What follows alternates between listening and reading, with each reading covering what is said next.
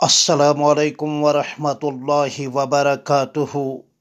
حضرت نبی اکرم شفیع اعظم محمد رسول اللہ صلی اللہ علیہ وسلم کی ذات والا صفات بنص قرآنی وما ارسلناک الا رحمۃ للعالمین، یعنی ساری کائنات کے لیے، پورے سنسار کے لیے، عرش اور فرش کے لیے، مکان اور مکین کے لیے، زمین اور زمان کے لیے، بحر و بر کے لیے، خشک اور تر کے لیے، صحرا و بیابان کے لیے، جن و انس و ملک کے لیے، ساتوں آسمانوں کے لیے، ساتوں زمین کے لیے، ہر شجر و ہر حجر و ہر مدر کے لیے، ہر جاندار و بے جان کے لیے، ہر روح اور جسم کے لیے، الغرض جملہ قسم کے حیوانات کے لیے، چرندوں کے لیے، پرندوں کے لیے، درندوں کے لیے، الغرض ساری مخلوقات کے لیے، حضرت اللہ جل مجدہ خالق و مالک، معبود برحق، مسجود برحق کی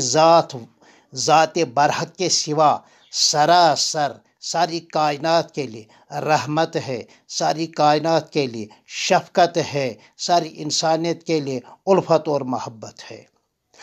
آپ صلی اللہ علیہ وسلم کی ذات اقدس سے محبت اور عقیدہ فطرت کا تقاضا ہے اور ضمیر کی آواز ہے، جو صاحب معراج ہیں، صاحب براق ہیں، صاحب علم ہیں، صاحب طٰہٰ ہیں، صاحب یاسین ہیں، صاحب قرآن ہیں، حامل فرقان ہیں، شفیع المذنبین ہیں، رحمت للعالمین ہیں، راحت للعاشقین ہیں، مراد المشتاقین ہیں، خاتم الانبیاء والمرسلین ہیں، سید الانبیاء والمرسلین ہیں، جن کی رفعت مکانی کے کیا کہنے کہ جہاں سید الملائکہ جبرائیل امین کے رفعتوں کی اور روحانی پروازوں کی انتہا ہوتی ہے، وہاں ہمارے پیارے نبی محمد رسول اللہ صلی اللہ علیہ وسلم کے رفعتوں کی ابتدا ہوتی ہے، جو جانے جہاں ہیں، آرام کونین ہیں، خلاص کائنات ہیں، حاصل نبوت و رسالت ہیں، محمد جن کا نام ہے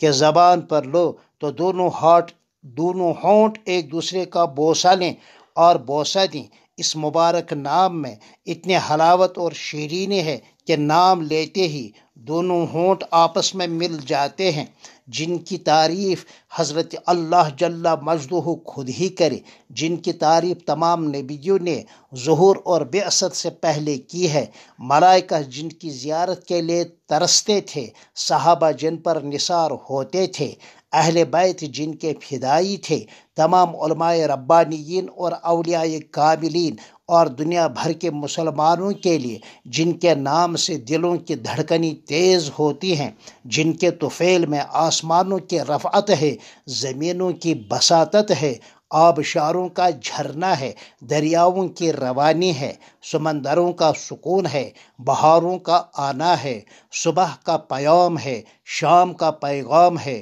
جن کے وجود باوجود کی برکت سے باد نسیم اور باد صبا ابھی بھی پیغام حیات دیتی آ رہی ہیں، آسمان کی چھت اور زمین کا فرش جن کی مبارک دعاؤں کے نتیجے میں ابھی بھی قائم ہیں۔ جب تک ایک بندہ بھی اللہ اللہ کہنے والا ہوگا، قیامت برپا نہیں ہوگی، اور اللہ اللہ کہنے کی نعمت بندے کو پیارے نبی صلی اللہ علیہ وسلم کے طفیل میں ملی ہے۔ معلوم ہوا مسلمان بقائے کائنات کا ایک ظاہری سبب ہے، اور اس کے پیچھے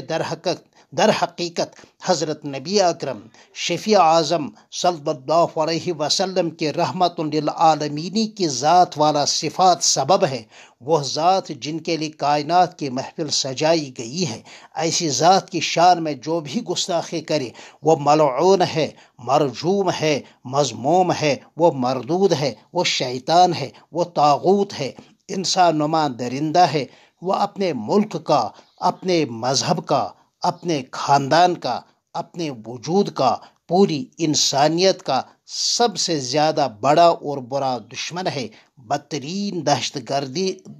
گرد ہے، بدترین اگروادی فسادی ہے، بدترین انسان ہے۔ خدا کرے زمین اس کو پناہ نہ دے، آسمان اس کو رہنے نہ دے۔ ایسے شخص نے ساری کائنات کو للکارا ہے، ساری انسانیت کو اپنا دشمن بنایا ہے، 2 ارب اہل اسلام کے دلوں کو زخمی کیا ہے، لہذا شرعاً و اخلاقاً قانوناً و عرفاً ایسے شخص کو قانون کے تحت گرفتار کیا جائے اور جرم ثابت ہونے پر وہ عبرت ناک سزا ملے جو تاریخ میں یادگار رہے، یہی ہر انسان کی پکار ہے، یہی ہر مسلمان کی تمنا ہے۔ السلام علیکم ورحمۃ اللہ وبرکاتہ۔